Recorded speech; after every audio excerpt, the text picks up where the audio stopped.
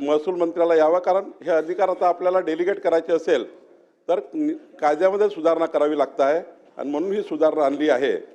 आत्तापर्यंत जे काही अपील्स आणि आपण दिले आहे ते सुद्धा आता रेग्युलराइज करून घ्यावे लागतील आहे, कारण तसं आहे नियमात आपण दुरुस्ती केली होती, कायद्यात दुरुस्ती नव्हती केली आणि त्यामुळे एवढीच सुधारणा आहे की महसूल मंत्र्याकडले प्रकरणं राज्यमंत्री आणि प्रधान सचिव आपले अपील याच्याकडे देण्याबद्दल या कायद्याची सुधारणा आपण करतोय, एवढाच या सुधारणेचा भाग आहे।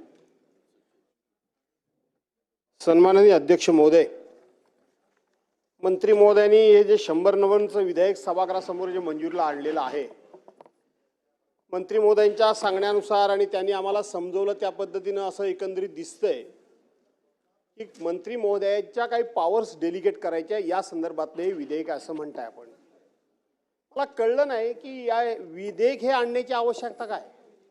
यापूर्वी देखील मंत्री महोदयांना जे वाटायचे ते अधिकार राज्यमंत्र्यांना द्यायचे, आता तुम्ही देतच नाही आहेत, त्यामुळे तुमचे राज्यमंत्री बरेच नाराज आहेत, तो भाग वेगळा, आणि तुम्ही काय तसे अधिकार सोडायला तयार नाही आणि म्हणून तुम्ही ते मंत्री कोणते अधिकार असतात हे ठरवण्याचा अधिकार पूर्वंपार आपल्यालाच आहे। काही प्रकरणंही सचिवांच्याकडे फार कमी असतात, परंतु काही प्रकरणं डिव्हिजनल कमिशनरांच्याकडे असतात, काही प्रकरणं ही कलेक्टरच्याकडे असतात। मग याच्यामध्ये अशा पद्धतीचा कायदा करण्याचं कारण काय हे स्पष्टीकरण अजून आम्हाला झालं नाही। दुसरी गोष्ट आपल्याला माहित आहे की कोर्टसुद्धा तालुका कोर्टाच्या मर्यादा आता त्याच्यासुद्धा मर्यादा वाढवलेल्या आहेत की कोणत्या प्रकारचे दावे त्यांनी स्वीकारावे, जिल्हा कोर्टाने कुठले दावे स्वीकारावेत, हायकोर्टाने कुठले दावे स्वीकारावेत, यांची जी बेंचेस वगैरे आहेत औरंगाबाद म्हणजे संभाजीनगर वगैरे नागपुरी खंडपीठाची बेंचेस आहेत त्यांनी कोणते दावे स्वीकारेत, त्यांच्या आर्थिक मर्यादा फिक्स झालेल्या आहेत। बावनकुळे साहेब, अशा पद्धतीनं एकतर अशा कायद्याच्या माध्यमातून किंवा कायदा करून ह्या तुम्हाला अधिकार तिकडे देण्याची गरज काय भासली हे स्पष्ट झालं नाही एक। आणि दुसरी गोष्ट, हे जे तुम्ही काही त्यांच्याकडे प्रकरणं देणार आहात ती कोणत्या स्वरूपाची देणार आहात, त्याच्या काही आर्थिक मर्यादा आहेत त्या देणार आहात, काही अपील्स त्यांना देणार आहात, किंवा जे काही अधिकारी वर्ग आहेत त्यांच्या ट्रान्सफरचे सुद्धा अधिकार देणार आहात हे सुद्धा तुम्ही सांगा। राज्यमंत्र्यांना वगैरे कुठले अधिकार देणार आहेत ते कळू द्या, कारण राज्यमंत्र्यांना कुठलेच अधिकार नाही, राज्यमंत्री नुसतेच नावाला तुमचे राज्यमंत्री आहेत। त्यामुळं तुम्ही पॉवर ज्या तुम्ही देणार आहात समोरच्या म्हणजे कोणाला देणार आहात, राज्यमंत्र्यांना म्हणा, कमिशनरला म्हणा, सेक्रेटरीना म्हणा किंवा कलेक्टरला म्हणा, त्या कोणत्या स्वरूपाच्या असणार आहेत, आर्थिक स्वरूपाच्या दृष्टीनं किंवा न्यायनिवाडीच्या दृष्टीनं त्याच्या मर्यादा काय असणार हे अधिक कळलं पाहिजे, कारण तुम्ही हे कायद्यानं या ठिकाणी त्यांना त्या पॉवर डेलिगेट्स करतात म्हणून आम्हाला समजून सांगा। भास्करराव जाधवजी, यापूर्वीच मांडताना सांगितलं, आपलं लक्ष बहुतेक नव्हतं की मी हे सांगितलं की जो नियम केला आहे नियमाने आपण करून मंत्री महसूल यांचे अधिकार हे आपण डेलिगेट करतो अपील करता, जे अर्धन्यायिक प्रकरण आहे हे फक्त अर्धन्यायिक प्रकरणाकरता आहे, जे अपील्स आमच्याकडे येतात महसूल मंत्र्याकडे, आणि या अपील्समध्ये आपण नियम करून हे राज्यमंत्री महसूल आणि सचिव अपील न्यायाधिकरण याच्याकडे वर्ग करतो।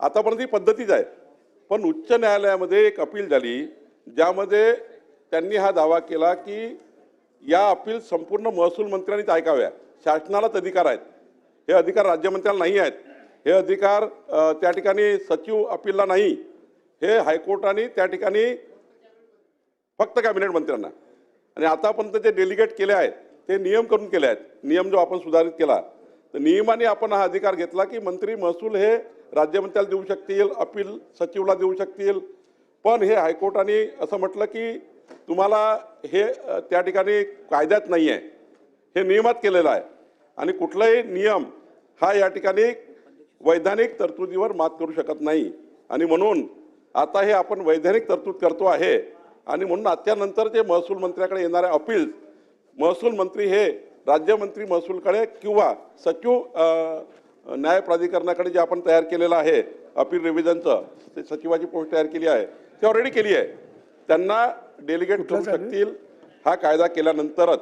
आणि त्याला आपण एजीचं ओपिनियन घेतलं आणि एजीनी सांगितलं की तुम्हाला कायदा आणावा लागेल, तुम्ही नियम करून अशा त्या ठिकाणी खालच्या लोकांना तुम्हाला अधिकार देता येणार नाही, आणि म्हणून आता वैधानिक तरतूद आपण करतो आहे, एवढीच अपील आहे, एवढंच आजचं विधेयक आहे।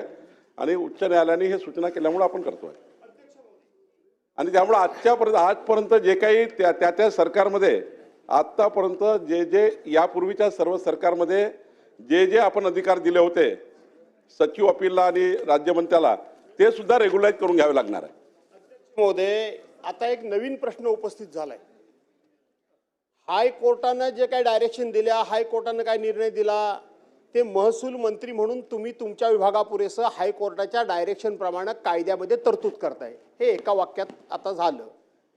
पण अशा प्रकारची अपीलं फक्त महसूल विभागाची चालतात, नगर विकास विभागाची चालतात, वेगवेगळ्या खात्याची अपीलं चालतात. मग जर एका मंत्र्याला हायकोर्टाचा निर्णयाप्रमाणे जर कायदा करून आपल्या पॉवर जर दुसऱ्याला डेलिगेट्स करायचं लागत असतील तर बाकीच्या मंत्र्यांचं काय? सरकार म्हणून बाकीचे काय करणार आहेत? याचा देखील आता एक नवीन प्रश्न माझ्यासारख्या कार्यकर्त्याच्या दृष्टीने उपस्थित होतो. आणि म्हणून मला असं वाटतं की हा जर निर्णय करायचा होता बावनकुळे साहेब, तर सामान्य प्रशासन विभागानं इथं बिल घेऊन यायला पाहिजे होतं. सामान्य प्रशासन विभागानं सगळ्या विभागांना नजरेसमोर ठेवून हे बिल आणायला हवं होतं. पण तुम्ही फक्त तुमच्या खात्यापुरेसं आणताय. बाकीच्या खात्यांना सुद्धा हा हायकोर्टाचा दिलेला निर्णय लागू होतो की नाही, आणि जर होत असेल तर त्या संदर्भामध्ये सरकारची भूमिका काय? अध्यक्ष महोदय, ही जे महसूल संहिता 1966 संदर्भाने अपील झाली होती आणि या संदर्भानेच हा त्या ठिकाणी सुधारणा आहे. ही महसूल संहितेमध्ये 1966च्या महसूल संहितेमध्ये शासन म्हटलं आहे आणि हायकोर्टमध्ये जे गेलं या संहितेच्या विरोधात गेलं आहे. आणि त्यामुळं मी सांगितलं 8977/2024 आणि 8978/2024 या दोन हायकोर्टमध्ये केस झाल्या. निकाल आला 9/5/25ला. आणि त्यामुळं यापूर्वी दिलेले सर्व जे काही डेलिगेट केले होते पॉवर त्यांचेही सुद्धा रेग्युलाइज करून घ्यावे लागतात आहे. कारण यापूर्वी सर्व सरकारनी राज्यमंत्र्याला किंवा अधिकार दिले नाही. हे तर मी हा जो निकाल झाला आहे, हा निकाल जो आला आहे हा महसूल संहिता 1966च्या या ठिकाणी याला चॅलेंज केलेला आहे. आणि त्यामुळं मला असं वाटतं एवढा पुरताच हा विषय आहे.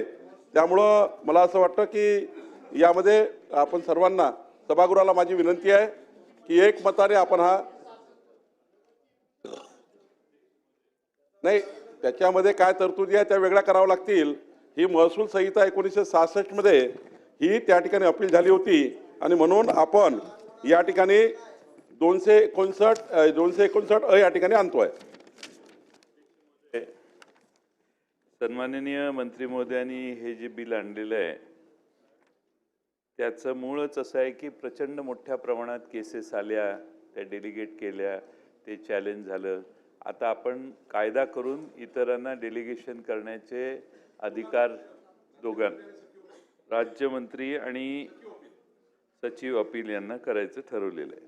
अध्यक्ष महोदय, जशी आपल्या मंत्रालय स्तरावर प्रचंड मोठ्या प्रमाणात केसेस आहेत, तशा आयुक्तांच्या स्तरावर आहेत, तशा तहसीलदार आणि प्रांतांच्या स्तरावर असतात.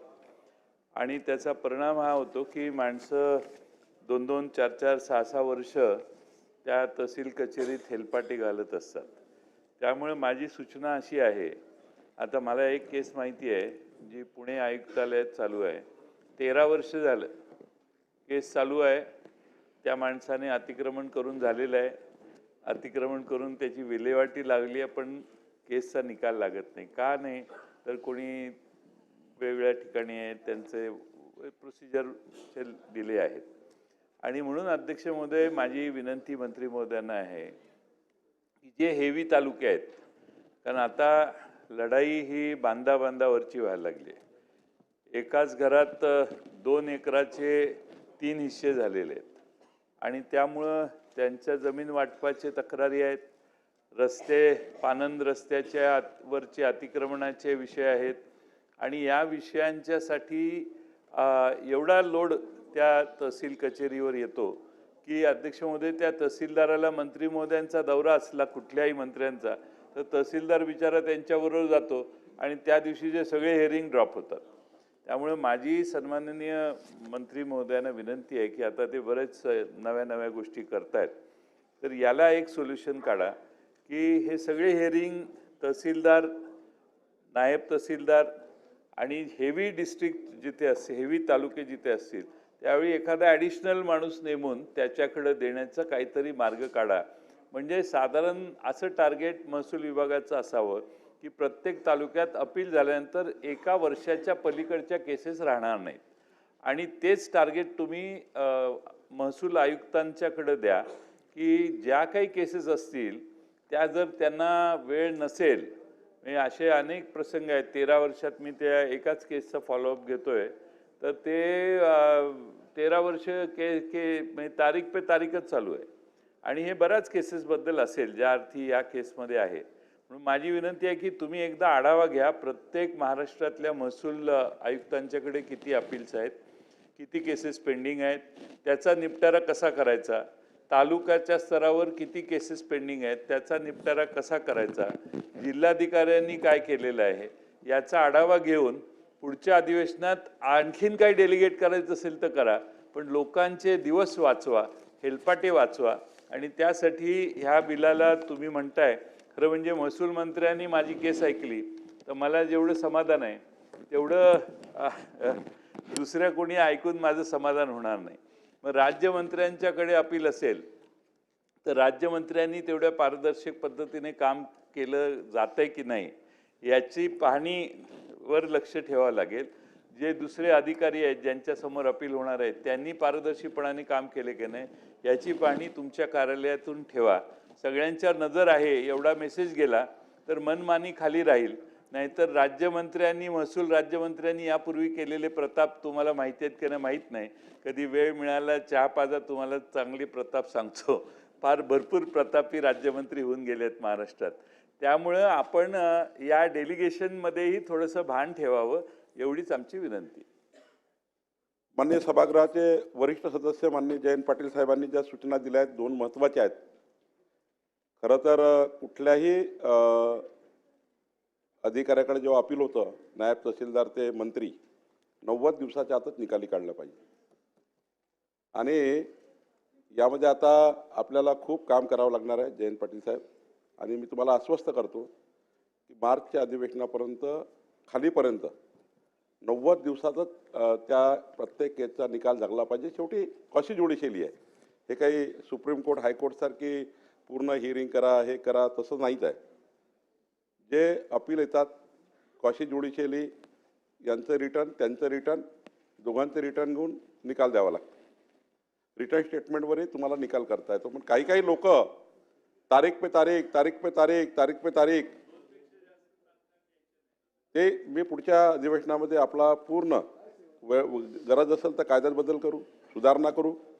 पण पुढच्या 3 महिन्यामध्ये आपल्याला एक संपूर्ण टाईम टेबल कसा असेल, लोकांना 90 दिवसाच्या वर केसच चालवता येणार नाही याच्याबद्दल काही विचार करता येईल.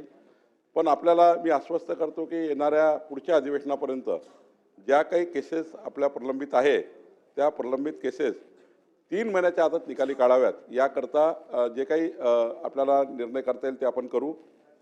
दुसरं आपण सांगितलं की राज्यमंत्री आणि सचिव अपील यांनी एखादा निर्णय घेतला असेल त्याला पुनर्विलोकन मात्र मंत्र्याकडे करता येतं. त्यामुळं त्याच्यामध्ये तसा एक आपल्याकडे स्कोप आहे. तसं आपल्याकडे एक